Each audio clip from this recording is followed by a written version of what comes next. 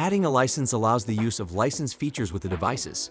A license adds device management features to Nucleus. Features such as remote settings and application deployments, remote OS updates and remove actions, reboot, lock, and wipe. To add a license, click the ID icon. Select Licensing. Select Add Licenses. Find the badge code in the license confirmation email. Enter the badge code. Click Add. The license is added to the system. After acquiring licenses, all license allocations are managed in the Zebra Nucleus system. Select Allocate. There are two ways to allocate licenses.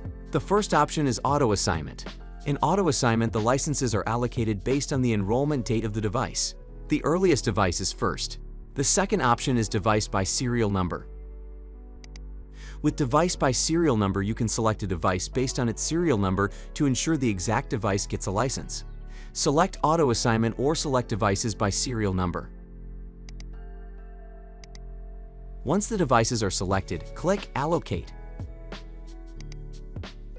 Available licenses are allocated to the devices.